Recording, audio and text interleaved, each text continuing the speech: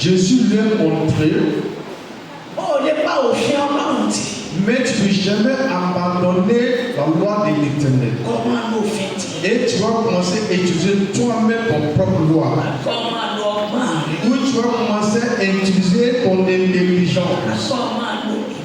Et tu vas commencer à utiliser ta sagesse. Et tu vas commencer à utiliser ce que les hommes disent. Ou ce que les faux pasteurs disent. Ou les faux prophètes disent. Il faut obéir à la loi de l'Éternel. Si tu as obéi à la loi de l'Éternel, et ça serait une grande bénédiction pour nous. Verset 17. Comme Jésus se mettait en chemin, un homme accourut et se jeta à genoux devant lui. Bon maître, lui demanda-t-il, que dois-je faire pour éviter la vie éternelle? 18. Jésus lui dit, pourquoi m'appelles-tu bon? Il n'y a pas de bon que Dieu seul. 19. Tu connais les commandements. Tu ne commettras point d'adultère. Tu ne tueras point. Tu ne te leveras point. Tu ne diras point de faux témoignages. Tu ne feras tort à personne. Honore ton père et ta mère. Amen. Yes.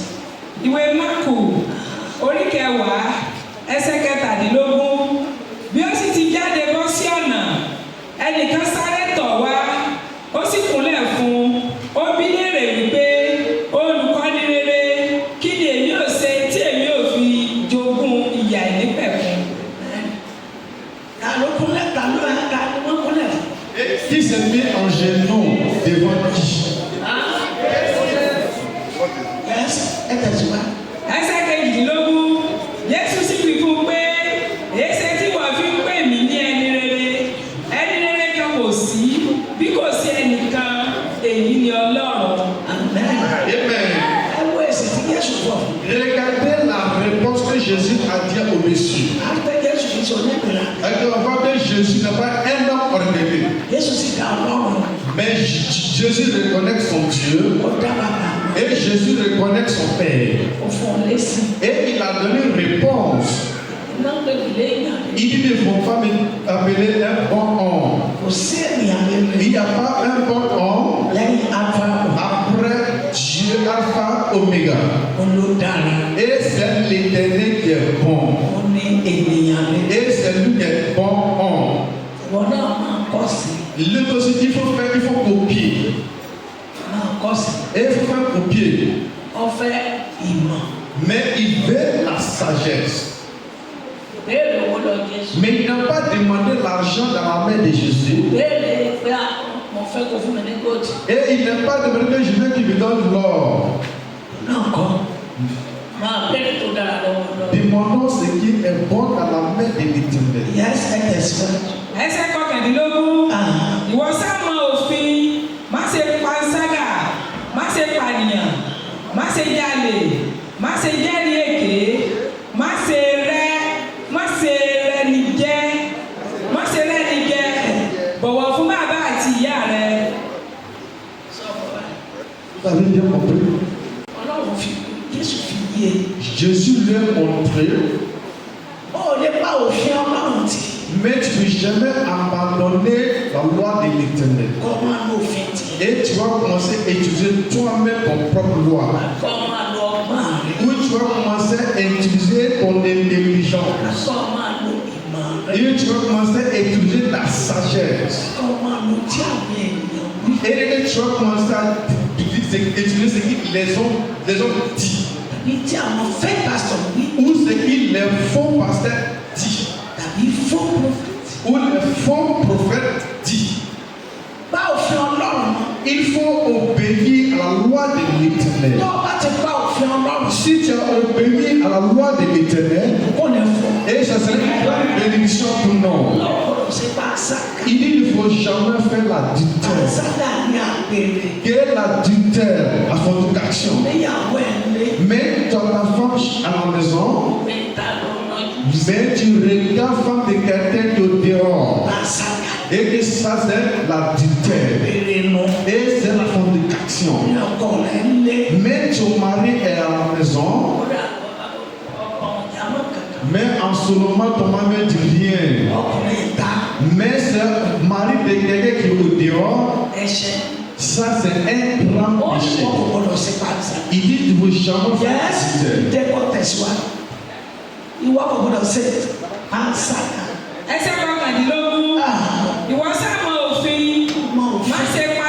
Tu reconnais la loi, il ne faut pas faire l'adultère.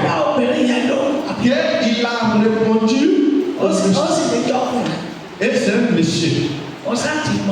Il tu reconnais la loi.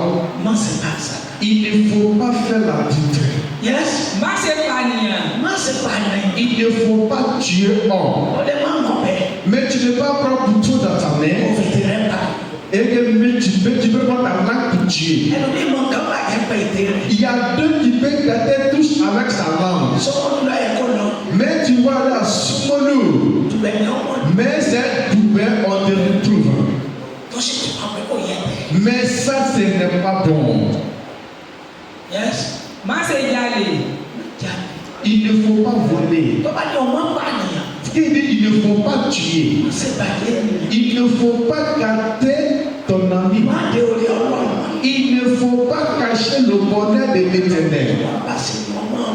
Mais ce que l'Éternel fait, c'est ça qu'il faut dire. Mais ce qu'il n'a pas fait, il n'a pas fait. Mais tu ne peux jamais le condamner. Il faut parler ce qui est bon. La monnaie que tu peux tuer ton frère ou ta frère sans couteau. Mais toi avec quelqu'un, vous allez saluer entre vous deux. Mais la personne a pris le dos, il s'en va et tu dis toi. Mais la monnaie qui s'en va, madame Soso, elle n'est pas bonne. Mais c'est ta, il n'est pas bon. Tu es un tueur. Tu l'as vendu. Il y a mauvais comportement. Mais ça veut dire que tu n'as pas physique ou pistolet dans ta main. Effectivement, tu n'as pas physique dans ta main ou pistolet. Mais tu n'as pas fait sortir couteau. Oui. Mais ta bouche, tu prends pour détruire homme. Et tu prends ta bouche pour détruire des choses. Et c'est ta bouche, tu prends pour salir. Faisons Dieu.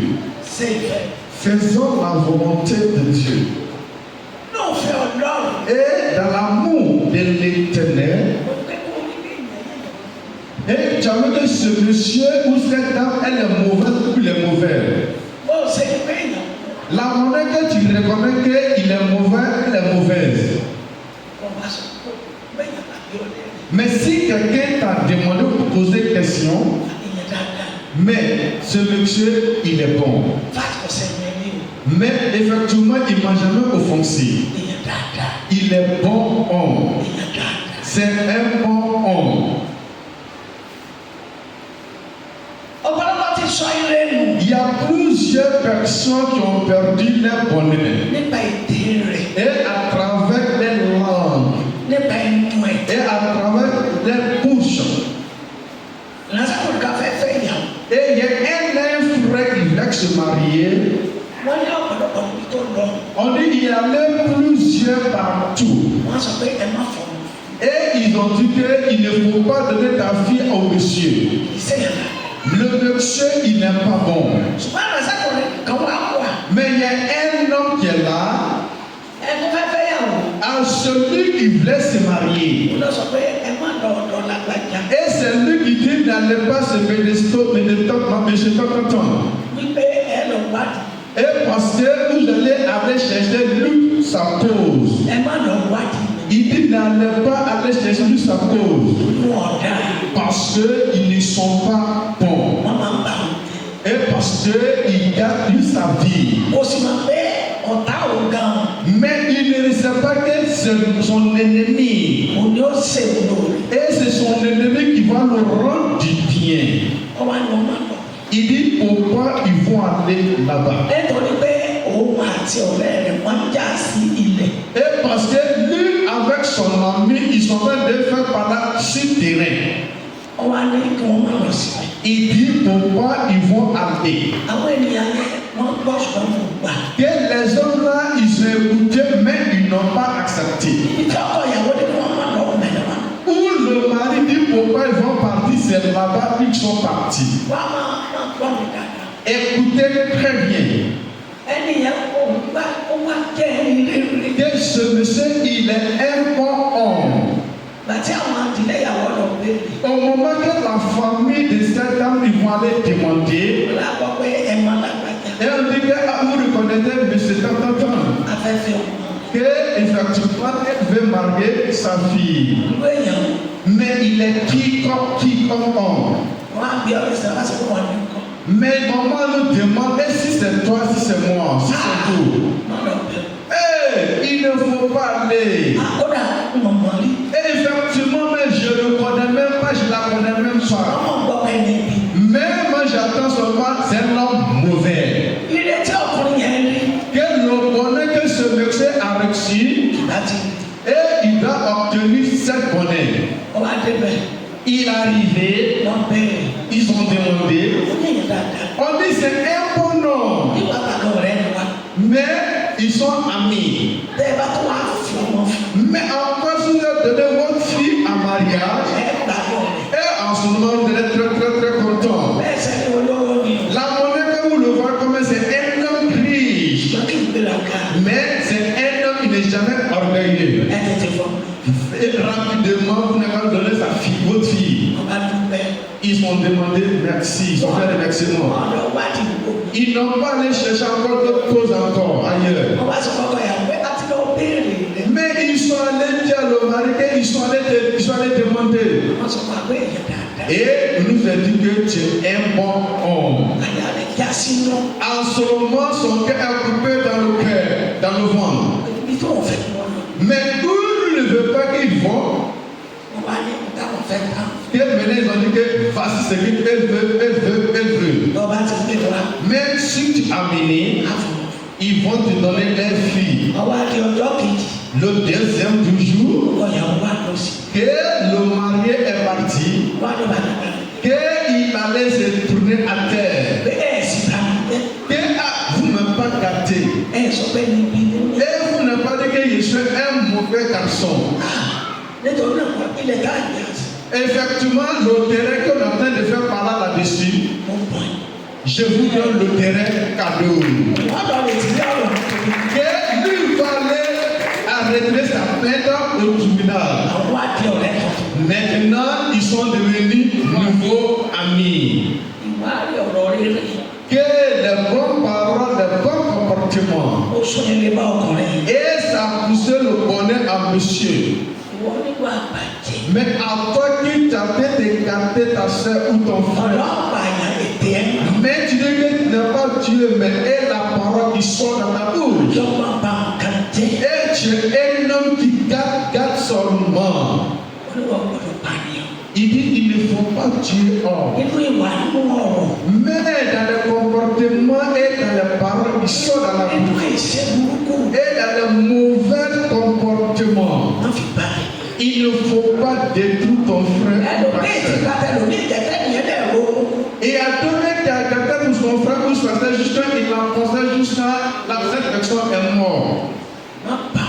Il ne faut pas gâter ton frère. Si tu as les mauvais comportements dans ta mère, essentiel, il faut les abandonner, sinon tu es un tueur. Il ne peut pas faire de mauvais témoignages. C'est qu'il ne sait même pas, il ne connaît même pas. Et effectivement, que c'était de bon moment, je savais, je sais. Mais effectivement, je le connais. C'est un homme qui est mauvais. Et les mauvais témoignages que tu as fait, tu vas faire quoi? Les mêmes mauvais témoignages au ciel. Ce matin, on n'a pas répondu. Ce matin, on n'a pas répondu. Il ne faut plus faire des mauvais témoignages. Et il ne faut jamais parler mal aux gens. Que tu as la poitrine pour le parler. Que la maman elle est flectée pour parler. Et maman elle a confiance là te dire. Mais si quelqu'un dit maman prophète elle est mauvaise, il faut appeler cette personne. Que tous les fidèles ils sont assis là. Il va montrer l'explication que la maman prophétesse elle est mauvaise. Et il va expliquer. Et la maman elle va expliquer pour elle. Et maintenant entre les deux elle dit qui a raison, qui n'a pas raison. Mais il t'a dit. Et tu as dit on dit. Et en ce moment même il ne faut pas faire comme ça.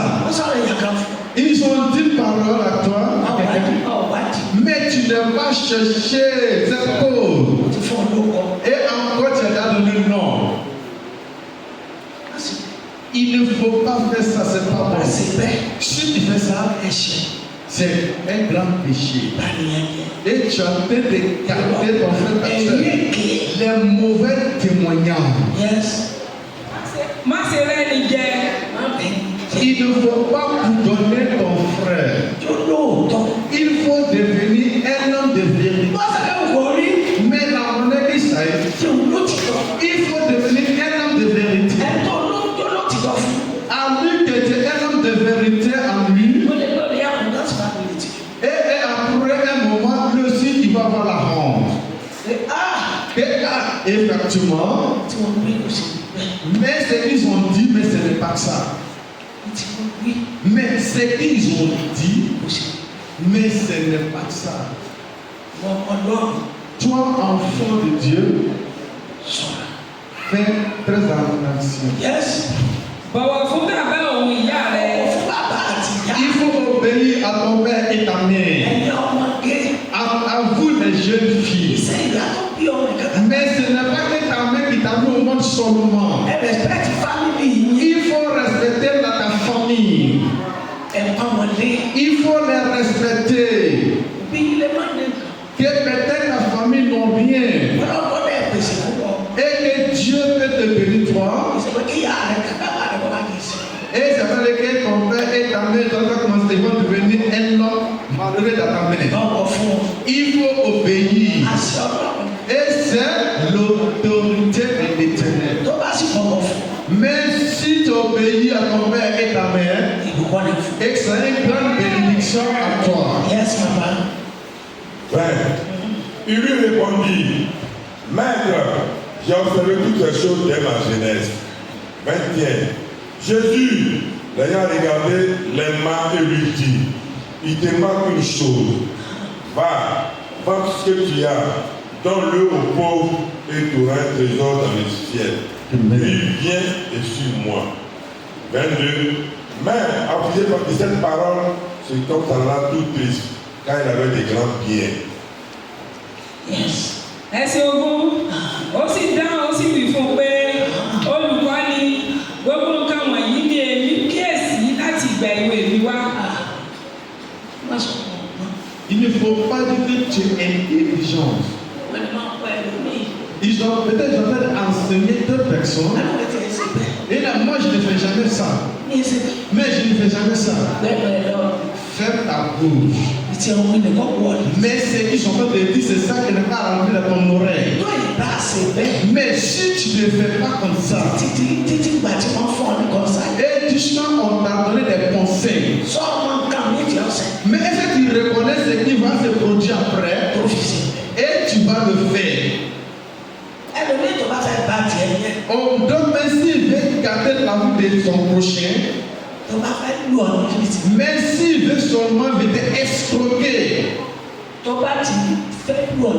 Mais en ce moment, il veut t'escroquer. Mais il voit qu'il ne voit pas la voie pour t'escroquerie. Mais il reconnaît à la personne que tu approches de lui. Et il va remarquer que la personne que tu t'approches de lui, c'est lui qui t'empêche de ne pas tomber dans sa main. Et il va s'approcher de la personne qui t'approche de toi-même. Et juste quand Il a dit pour lui pas politique. Parce qu'il n'a pas eu la voix, c'est qu'il veut faire escroquerie. Après que vous êtes ensemble tous les jours, il va gâter au milieu de vous. En ce moment, il va mélanger vous deux. Et en ce moment, toi aussi, tu vas offenser. Et en ce moment, tu vas complètement offenser. Mais ce n'est pas tout le monde qui font du mal. Et ce n'est pas tout le monde qui sont escrocs. Et ce n'est pas tout le monde qui font l'escroquerie. Faites très attention. Et il ne faut pas offenser un Dieu envers toi. Et on sera très heureux.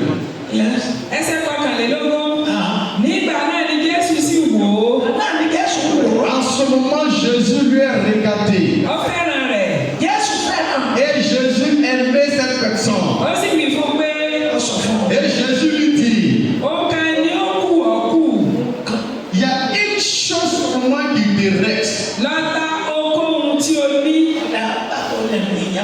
Mais tu dis que tu es un bon homme. Et tu dis que tu fais de bonnes choses. Mais tout ce que tu as dans l'ordre, tout ce que tu as, et Jésus lui dit, il faut aller vendre. Et peut-être c'est pas ça que Jésus veut lui dire. Mais comme il a reconnu, il est un bon homme. Et c'est ce que Jésus n'a rien dit. Et c'est pour ce qu'il a fait de programmer en lui-même. Que l'Éternel a créé l'intelligence. Et lui dit, bon d'accord. Mais tout est bien. Tout ce qui t'a mis toute ton confiance. Il faut aller vendre. Et tu donnes aux pauvres. Mais si tu as dit qu'on dit que tu vas bloquer comme du pain godo. Parce que tu es déjà touché en haut. Mais effectivement, tu ne peux pas le faire. Mais tu n'as jamais fait ça. Mais tout est bien. Et tu vends ça, tu partages pour donner aux pauvres. Mais Jésus a fait nous donner des conseils. Et en ce moment, c'est lui qui prend devant Jésus. Que effectivement, lui a pitié des gens. Et lui, il est bon homme. Mais Jésus lui a répondu. Et ce qui dirait seulement une chose, il fallait vendre tout est bien. Que en ce moment, ils vont reconnaître que si tu es bon homme. Et tu vends tout est bien et puis tu partages aux pauvres. Et en ce moment, il a commencé à regarder. Et en ce moment, tout son jeu est tombé dans l'eau. Et il ne veut jamais vendre ses biens pour donner aux pauvres. Mais pour devant Jésus-Christ, parce que lui, il est bon homme. Il faut rester tranquille si sont d'enseigner. Il ne faut pas prendre le temps d'éviter pour acheter. Il ne faut pas sauter comme lion. Il ne faut pas dire que tu es bon homme. Et tu vas voir des choses au ciel.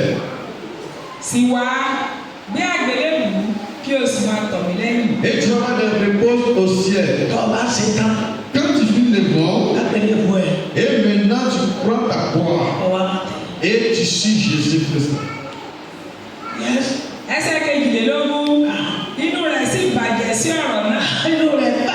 Avec son cœur est gâté sur cette parole.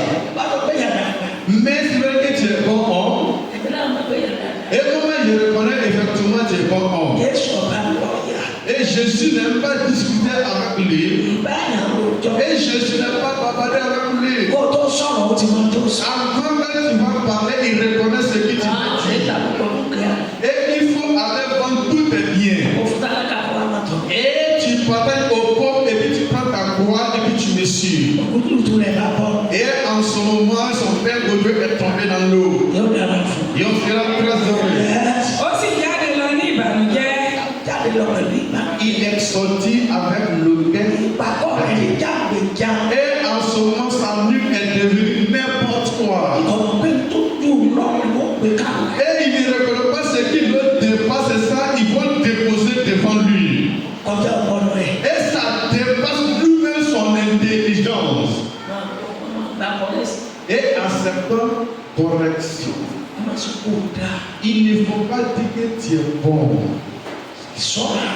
Fais très attention.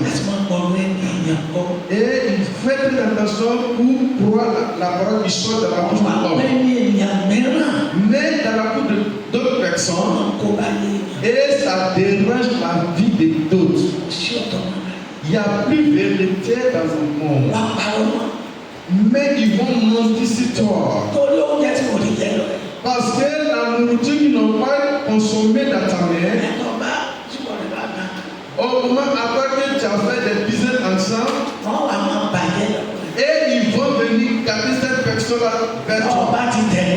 Mais si tu ne l'as pas suivi, et en ce moment tout va s'écarter. Et tu vas vivre un homme vérité. Et en ce moment tu vas tomber dans la main de l'esprit. Et si tu es tombé dans la main de papa, quand papa est tombé à terre, et ça va s'éclater parce qu'il va mourir. Mais si un menteur va faire une chose, écoutez, amour est fidèle de l'alliance. Et si tu veux effectivement t'acheter le portable, et tu as acheté le portable à 50, mais quelqu'un va dire, mais il y a quoi? Amène 20 000 francs.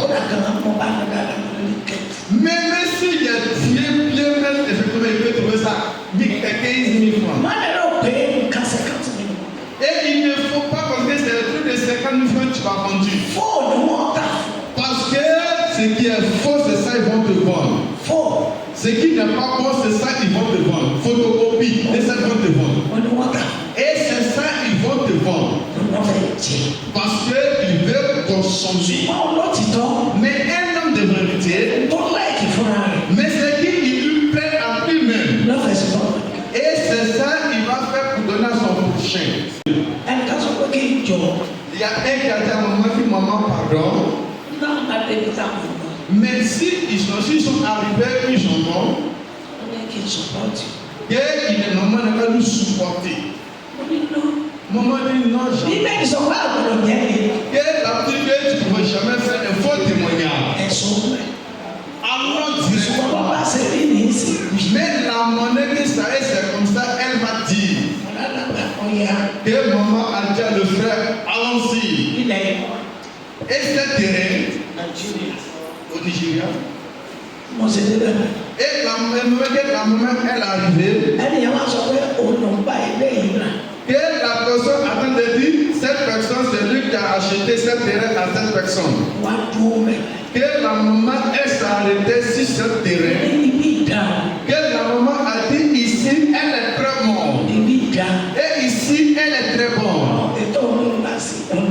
Mais, excusez-moi, où est ça? Au moment qu'ils vont arriver,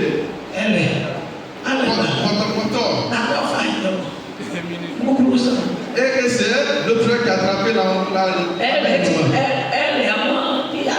On dit que met les potos qui est dans la cour.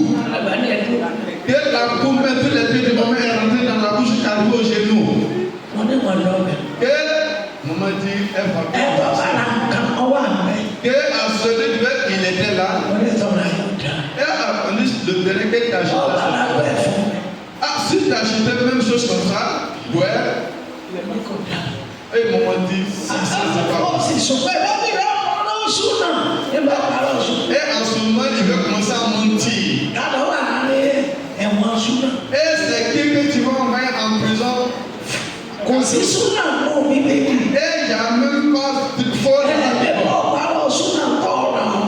Mais elle ne peut jamais mentir, mais ce qui t'a acheté, ce n'est pas bon.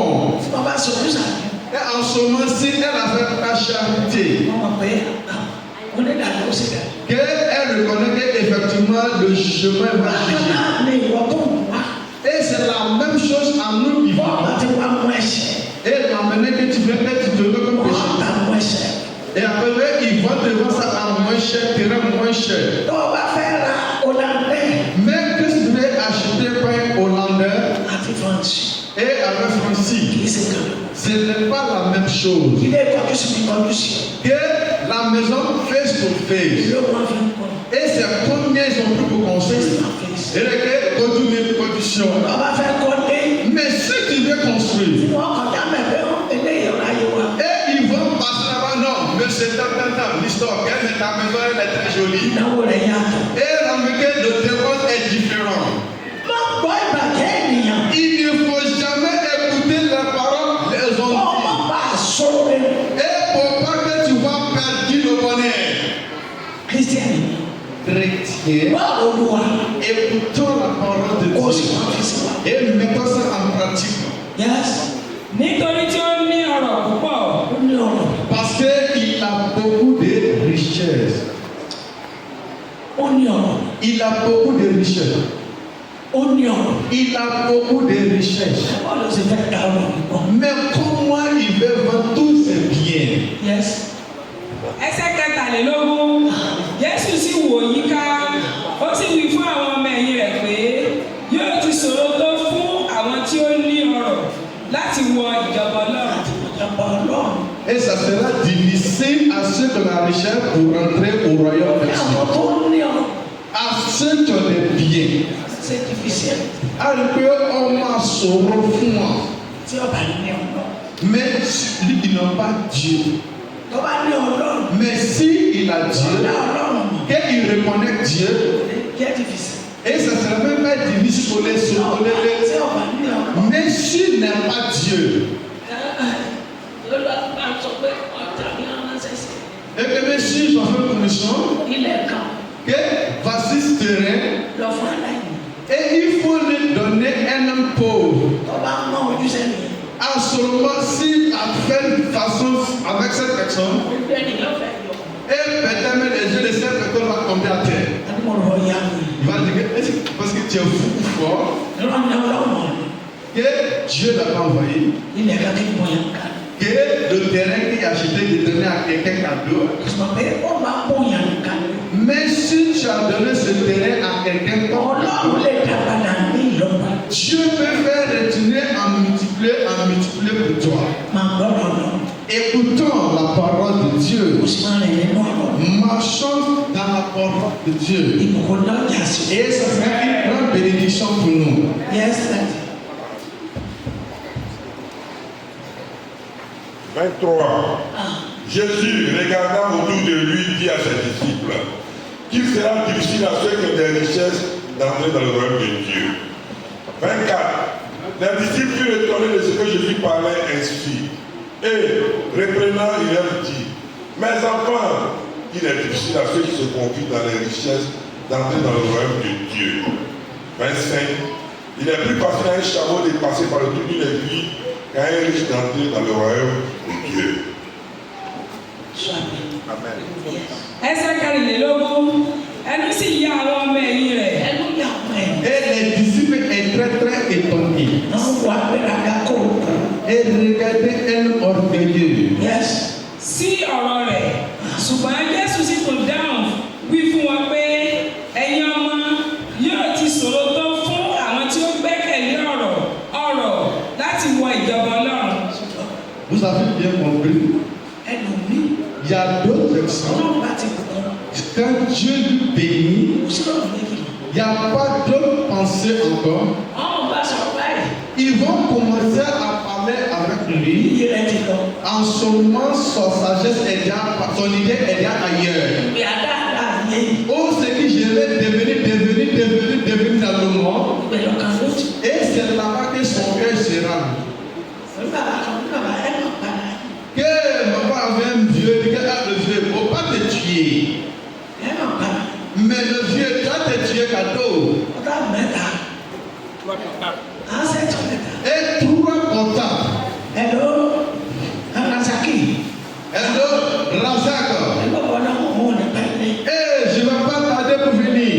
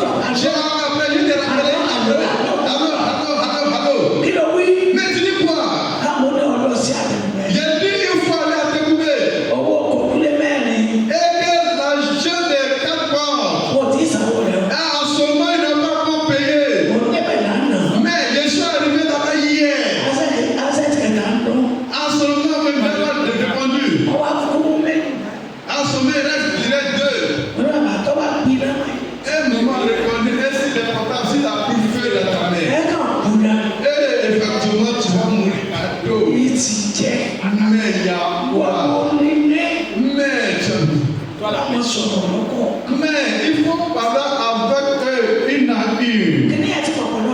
Il y a plusieurs trucs comme ça à détruire la vie de toi. Et c'est ça Jésus vient de dire. Il dit ça c'est très difficile. Mais tout ce que Dieu vous a donné, il faut prendre ça légèrement. Mais Dieu devant. Mettons Dieu devant. Mettons Dieu devant. Et cherchons l'Éternel. Mettons Dieu devant. Et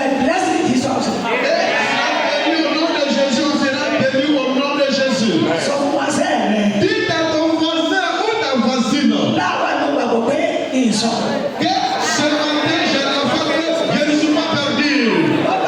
Que j'ai l'enfant que je ne suis pas perdu. Que j'ai l'enfant que je ne vais pas tomber dans la main des escroqueries. Et ça sera une grande bénédiction pour nous. Mais tout ce que Dieu t'a donné, que tu es dans le monde, et il faut continuer à chercher l'Éternel. Il ne faut pas élever cette chose plus que l'Éternel. Et on sera très heureux. Et asseyez-vous tranquillement. Ẹsẹ̀ kẹẹ̀dọ́gbọ̀n. Ó rọrùn fún ìbákasílẹ̀ láti wọ ojú abẹ́rẹ́ ìbákasílẹ̀ láti wọ ojú abẹ́rẹ́ ìlú fún ọlọ́rọ̀ láti wọ ìjọba ọlọ́run. Et ça sera très difficile à homme riche. Et ce sera très difficile à les hommes qui sont riches. Mais quand tu parles avec l'église à un homme qui est riche, et il va demander ça à quel est que vous commencez le culte. Il va demander ça à quel est que vous finissez le culte.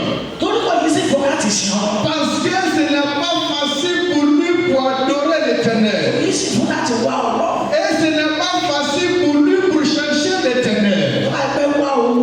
Mais s'il cherche c'est l'argent, et peut-être il ne va même pas manger de matin jusqu'au soir. Mais pour venir à l'église, et pour venir à l'église pour s'asseoir pour écouter la parole de Dieu, et en ce moment, il va toujours faire ça, son corps commence à lui déranger.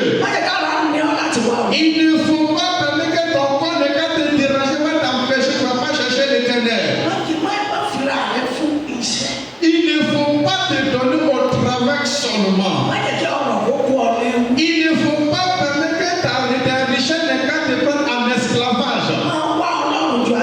Cherchons l'Éternel plus que le monde. Faisons la volonté de Dieu plus que le monde. Il faut obéir à l'Éternel plus que l'homme. Mettre le monde à côté. Cherchons l'Éternel. Mais tu peux dire que c'est le travail que tu vas faire et puis tu vas rester.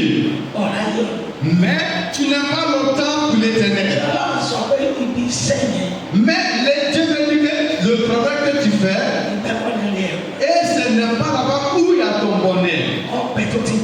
Que la sauce qui est déjà cuite, et c'est la sauce qui est déjà cuite, Dieu va prendre pour nous rechercher. Et en ce moment, tu as pris une grande diversion sur ta tête. Et c'est toi qui peux le faire. C'est toi qui peux le faire. Et en ce moment, Dieu a commencé à te regarder. Dieu, c'est la grâce que l'Éternel a envoyé maman ici. C'est la grâce de l'Éternel. Que la maman continue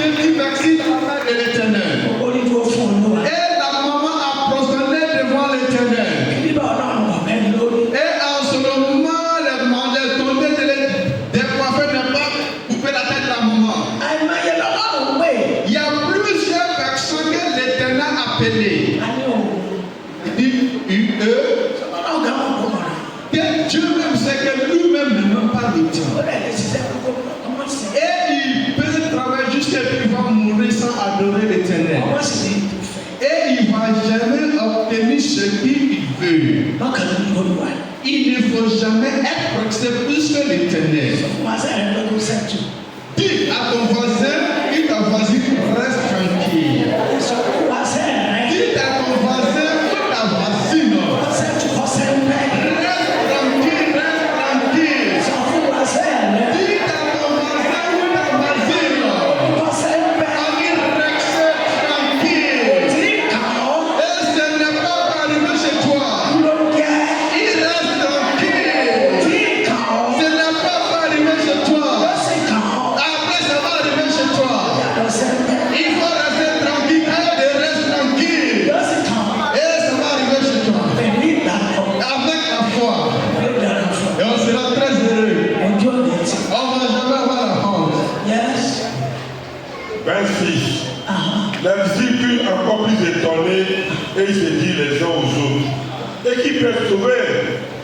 27. Jésus les regarda et dit, cela est impossible aux hommes, mais non à Dieu, car tout est possible à Dieu.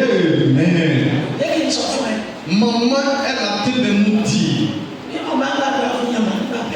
Si la maman a été de prier pour quelqu'un, maman dit à papa à la vie, venez.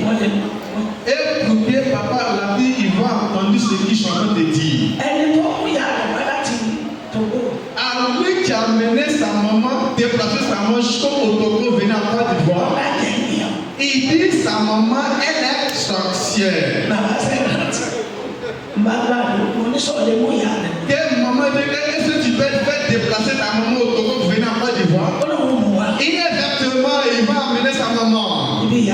Et c'est là-bas que la maman est se met à genoux. Quelle maman est en train de demander à amener son Dieu? Et cette maman, elle est sorcière.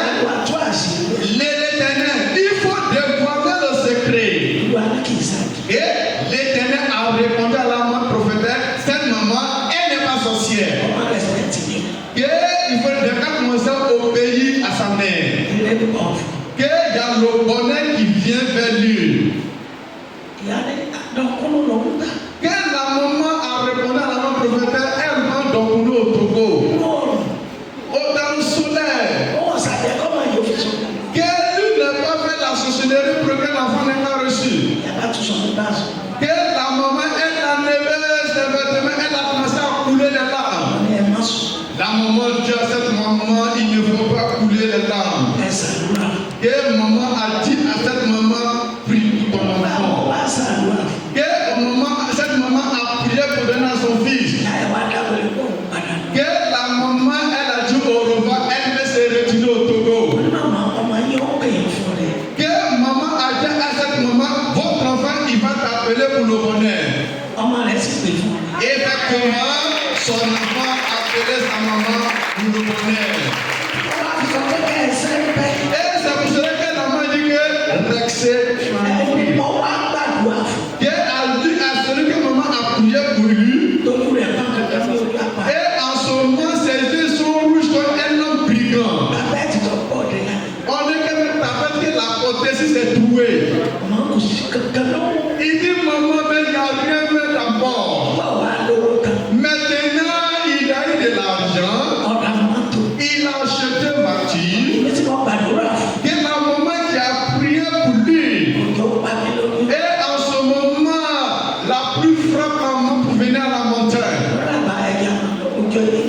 Que vous venez allons-y, parce que la pluie avec les liens sont venus. Que s'ils ont vu un taxi. Et c'est comme ça que la maman a vu cette action. Et il a commencé à klaxonner. Quel moment je t'ai vu? Et effectivement, il est descendu de la pluie, il a vu la portière. Quel moment monter, je vous déposer chez moi à domicile. Maman dit à cette personne, merci. Et papa l'a dit à maman, il faut rentrer pour pas rentrer comme une honte. La maman a répondu, papa l'a dit, je ne rentre pas. Il faut accepter après la fois que Jésus est rentré. La monnaie que tu as gardée, tu as vu les portières. Et c'est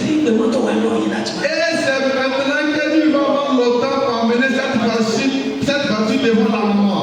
Et il a pris la voiture, l'a passé comme ça. Et c'est en ce moment il va venir amener cette voiture pour dire merci.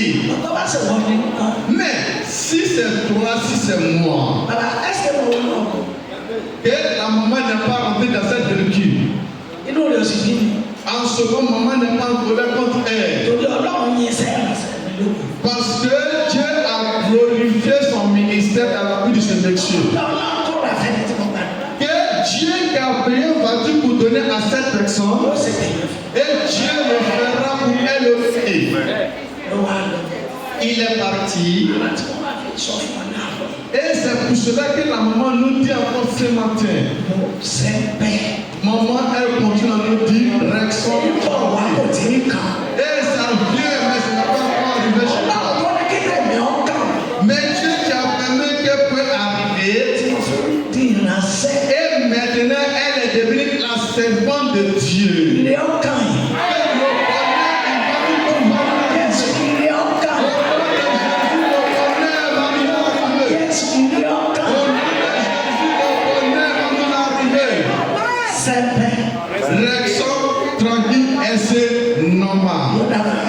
Et asseyez-vous tranquillement. Yes.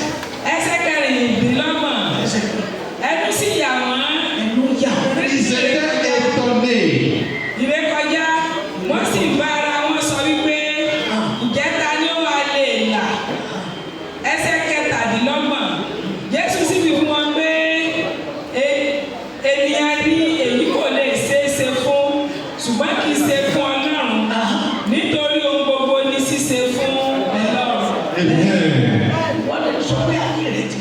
Maintenant, tu peux dire que ta vie est mélangée. Et Dieu a bien arrangé notre vie. Maintenant, tu peux dire que tu as essuyé.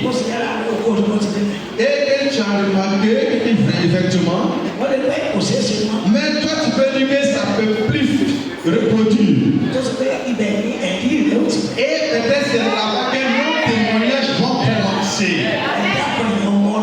Et maman, elle nous a surpris, nous les fidèles de l'Alliance. Rexon traduit, faisons normalement. Il faut un homme patient. Si tu es patient, que l'Éternel va se rappeler de nous. Au nom de Jésus, l'Éternel va se rappeler de nous. Mais tout ce que nous pensons que c'est bien perdu, tu vas mourir par l'ennemi après. Et nous allons mourir nos ennemis après. Et nous allons dire à nos ennemis, mais toi tu es un homme malheureux. Et encore tu m'as fait reculer l'arrière. Mais tu dis que c'est pour ça que j'ai fait, mais c'est bien fait.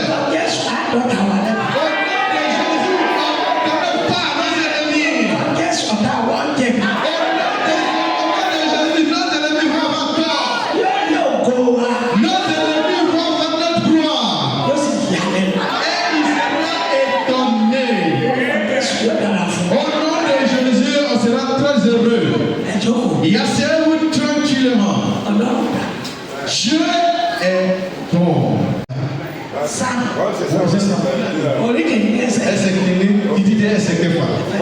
Psaume 1, du verset 1 à 6. Psaume 1, verset 1. Heureux l'homme qui ne marche pas dans le conseil des méchants. Amen. Qui ne s'arrête pas sur la voie des pécheurs. Amen. Dès que ça ne s'est pas en compagnie des moqueurs. Amen. 2.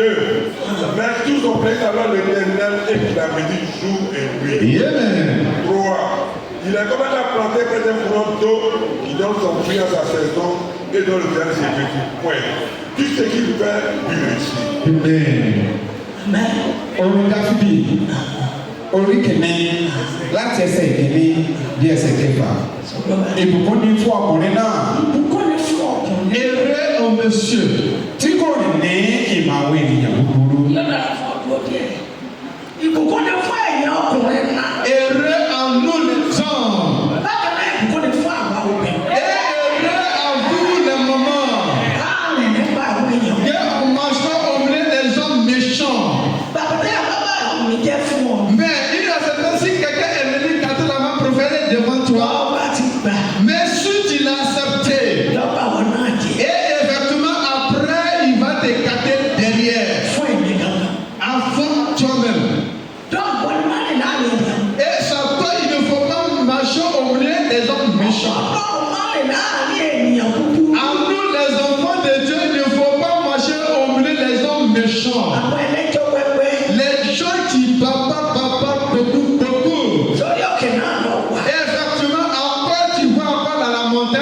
alliance. Et tu t'es acheté du terrain. Mais depuis que tu es allé à la montagne, est-ce que tu arrives à acheter le terrain? Mais il faut le demander sa mère, sa grand-mère, où l'achetait son terrain. Sa génération, où il achetait son terrain. Mais ce qu'il a dans le monde, il ne faut pas marcher au milieu des gens méchants. Et pour pas que tu vas te perdre. Et pour pas que tu vas renverser ton bonheur. Il ne faut pas marcher au milieu des gens méchants. Que les gens méchants dérangent l'homme. Il ne faut pas suivre les crucifix des hommes méchants. Les hommes méchants. Et ça veut tu vas avoir la paix de leurs paroles. Que les gens méchants, ils sont les gens ingrats. Ils regardent en haut. Mais si un homme qui a pas sur sa tête, et il attend de marcher, et peut-être il attend de danser, et en ce moment il va commencer à faire comme Anatole. Mais toi tu n'es pas regardé à terre.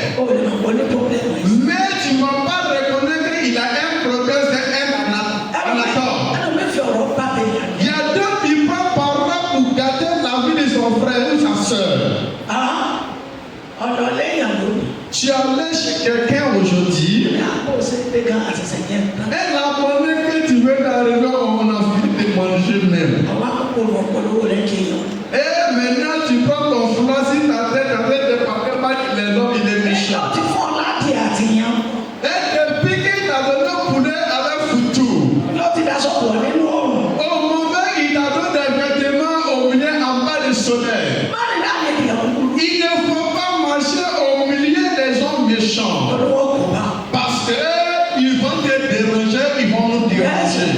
Tí kò sì dúró ní ọ̀nà àwọn ẹlẹ́ṣẹ̀. Après, tu n'es pas arrêté de demeurer au milieu des hommes des pécheurs. Mais tu t'es éloigné d'eux. À ceux qui avaient les quartiers. Et ce sont les hommes mauvais.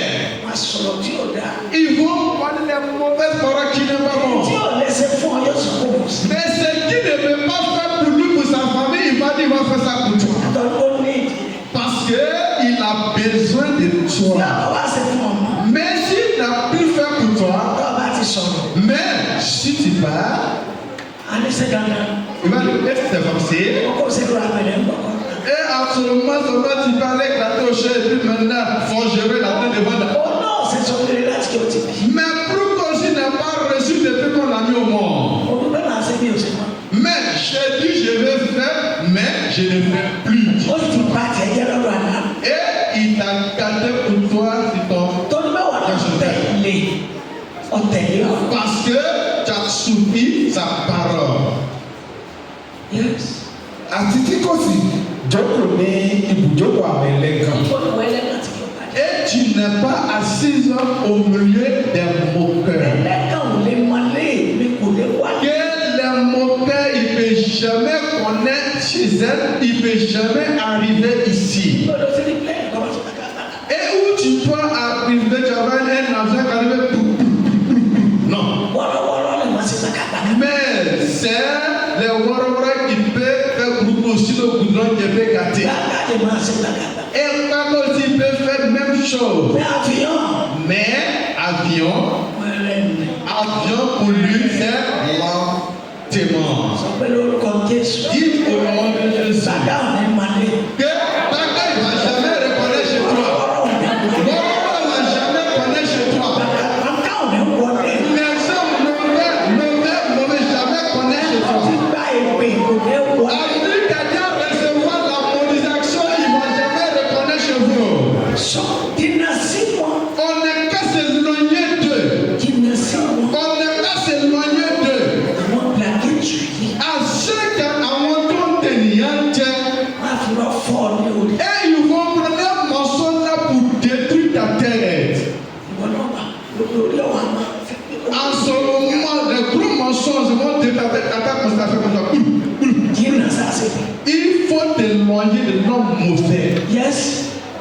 ẹsẹ̀ kejì ṣùgbọ́n dídì inú rẹ̀ wà nínú òfin olúwa. Nínú rẹ̀ wà nínú òfin olúwa. Son plaisir est dans l'amour de l'Éternel.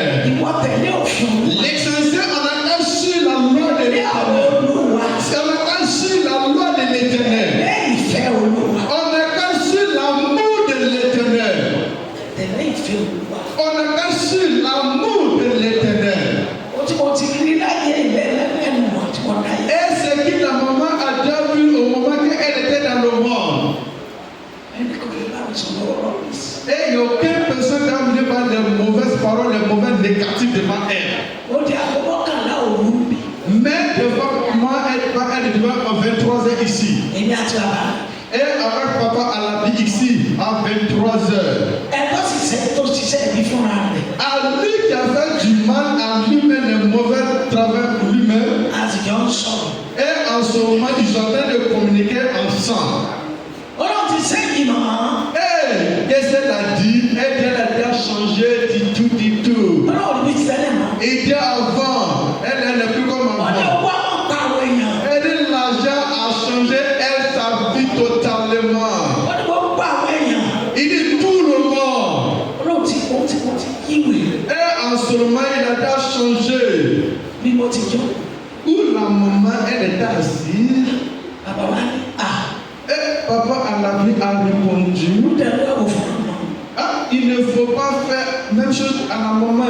Àbí ẹ̀sùn lọ. Olóòjẹ́ rẹ̀. Ah, elle témoigne. Olóòjẹ́ náà. Elle n'est plus jamais tentée. Àlọ́kẹ́.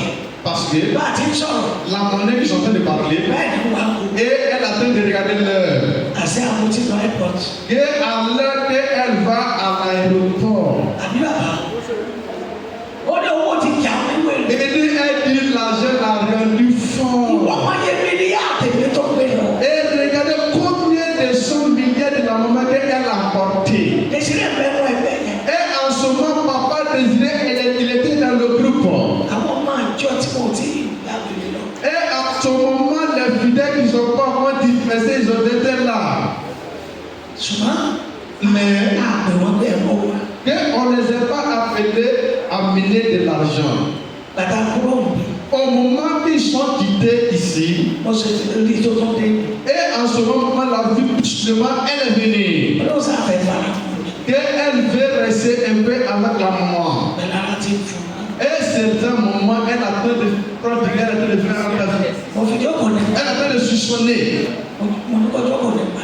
Que maman dit qu'il faut s'asseoir au salon. Mo wá sọ pé àlùkà dúró ní ẹnu ọ̀nà. Que maman a dit à la maman de Ruka, elle n'a qu'à s'arrêter auprès de la cuisine. Olúwa kí ló fẹ́ ṣe?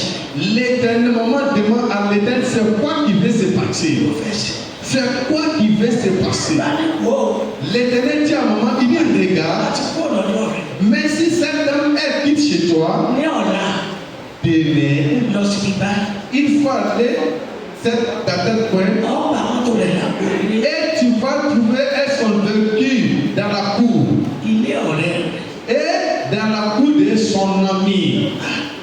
Olúwa kí ni kí n bá ṣe? Et maman continue de demander à l'éternel, qu'est-ce qu'elle n'a qu'à faire quoi? Olúwa ní fẹ́lẹ̀. L'éternel dit à maman, il faut la laisser. Yóò jìyà. Et elle va voir le châtiment. Àwọn méjì nìkan ti. Et ils sont deux. Il y a un qui est mort. Yóò náà wá etí. Mais où elle est, maman n'est pas contente. Attendre ce qui arrive. Ó ní láàárọ̀ kùtù ọ̀la. Elle dit, matin, et le lendemain matin, Ó ní kí n tọ́jú pásítọ̀tù. que maman, elle n'a qu'à s'occuper de son passeport. Owó ti wá.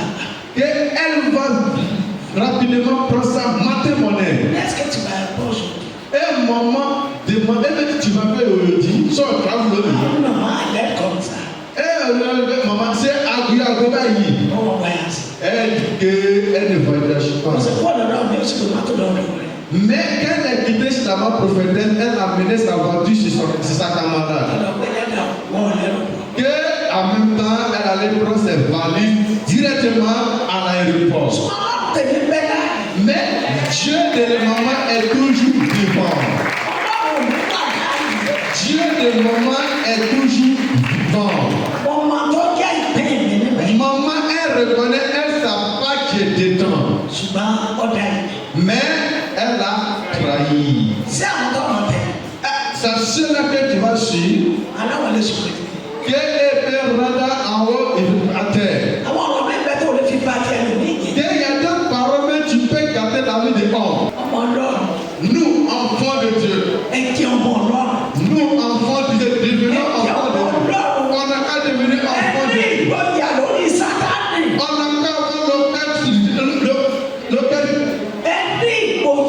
n'a qu'à avoir le cœur en douceur. Si la vie de Satan, à lui qui veut casser le couteau, il faut le dire. Messieurs, on appelle un homme riche et puis il répond. La famille, ce sont les riches à cachette.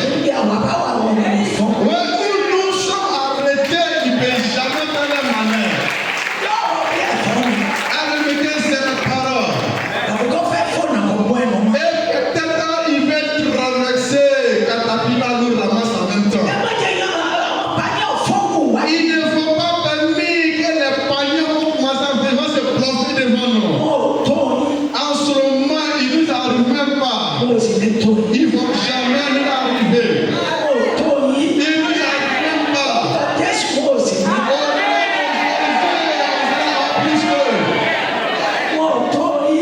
ce moment, il ne nous arrive même pas, mais dans nos épaules. Au nom de Jésus-Christ.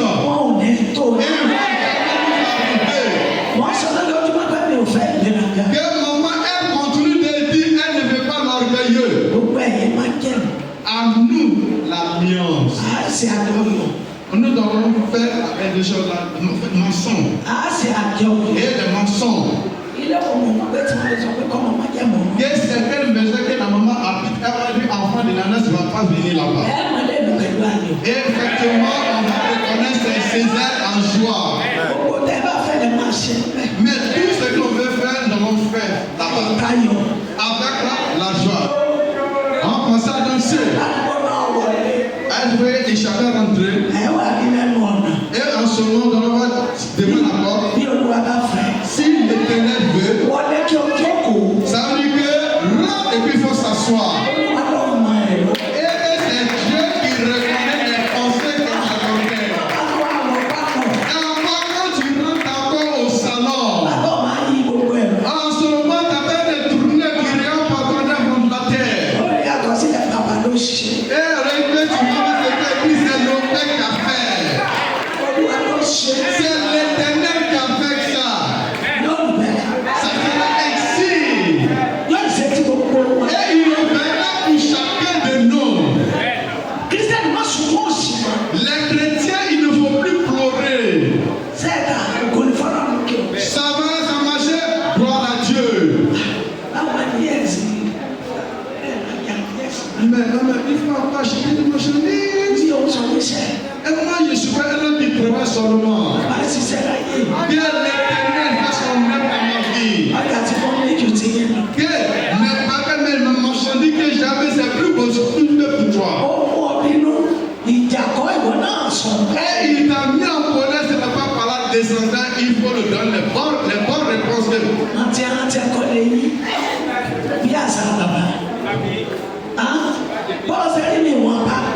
Et que la main que tu as vue, que l'Éternel s'occupe moi avec ma famille. Mais si je peux te donner des marchandises, mais c'est qu'il est venu te trouver pour te donner. Et c'est lui qui va prendre le bagage du malade.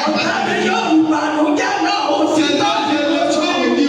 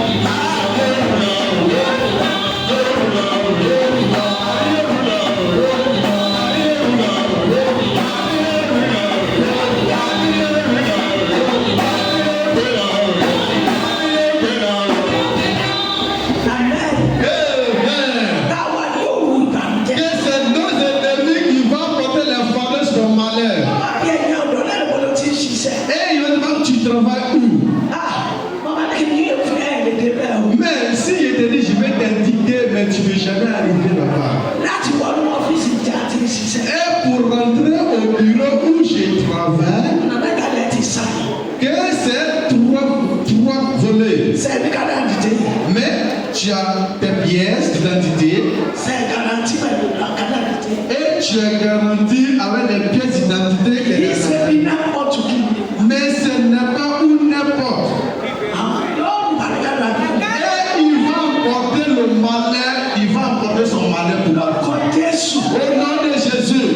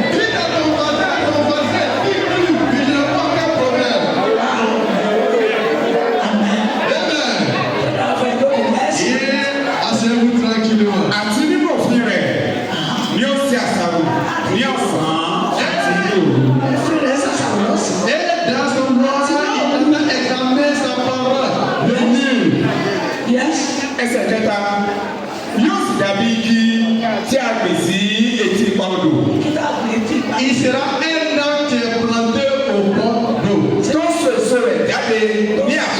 Et il produit ses fruits en son moment. Et il produit ses fruits. Que en Dieu ça va agir. Et ça va agir. Par rapport à Dieu ça va agir. On va jamais manquer.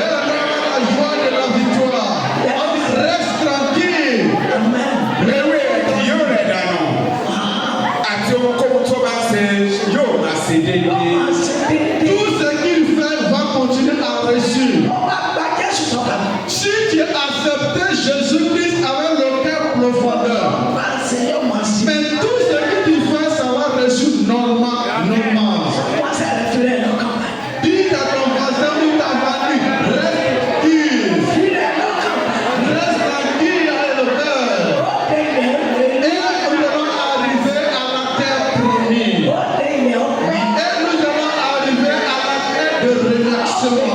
Et nous allons prendre le panier de relaxement. 4. Il n'en est pas ainsi des méchants. Ils sont comme la paille que le vent dissipe. 5. C'est pourquoi les méchants ne résistent pas au jour du jugement, ni les pécheurs dans la famille des justes. 6. Car l'Éternel connaît la voie des justes, et la voie des pécheurs mène à la ruine. Ẹsẹ̀ kẹrin, àwọn ènìyàn búburú kò rí bẹ́ẹ̀, ṣùgbọ́n wọ́n dàbí ìyàngò tí afẹ́fẹ́ fẹ́ lọ. Le vent va les siffler. Les gens méchants, le vent va les siffler. Le vent va les siffler. Et on sera très heureux. Ẹsẹ̀ ìkarùn-ún, nítorí náà àwọn ènìyàn búburú kì yóò lè dúró ní ìdájọ́, bẹ́ẹ̀ ni àwọn ẹlẹ́ṣẹ̀ kì yóò lè dúró ní àwùjọ àwọn olódodo. Vous avez bien compris. À vous qu'à Jésus. À nous qui suivons Jésus, on attend au pays. Et on attend de devenir un homme juste, un homme juste. Que les gens qui mentent, ils ne peuvent jamais s'arrêter où nous sommes arrêtés. Parce que notre Père, ce n'est pas un Père qui ment. Et que notre Père, ce n'est pas pour le monde. Que nous allons partir dans la maison l'éternité. Que nous ne sommes pas les gens qui vont dans le groupe à ceux qui vont dans le feu. L'essentiel, mets Dieu dans ton cœur. Ẹsẹ̀ ìkẹfà, nítorí Olúwa mọ ọ̀nà àwọn olódodo. L'Éternel reconnaît la voie des gens justes. La monnaie que Dieu reconnaît à lui qu'il avait adoré. L'essentiel sur toi, il ne faut pas mélanger. Que les yeux de l'Éternel est partout. L'essentiel, on n'a qu'à rester tranquille. Que l'Éternel reconnaît chacun de nous. Ṣùgbọ́n ọ̀nà àwọn ènìyàn búburú ni yóò ṣègbè. C'est la voie des hommes méchants qui sera perdue. Que les hommes méchants, les hommes orgueilleux. À lui qui va dire je vais faire tant de temps. Il attend de taper la poitrine. Mais il ne sait pas peut-être il va avoir le lendemain. Ils vont se perdre. Les gens méchants, ils vont se perdre. À celui qui prend le groupe pour nous faire du mal. Au nom de Jésus.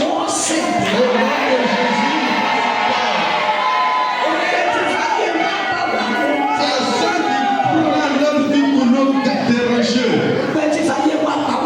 À celui qui prend leur vie pour nous faire pleurer. À celui qui prend nos problèmes pour nous faire pleurer. Et à celui qui veut nous faire pleurer. Au nom de Jésus, et tout ce qui va se perdre. Au nom de Jésus, et tout ce qui va se perdre. Si ces femmes vont se perdre.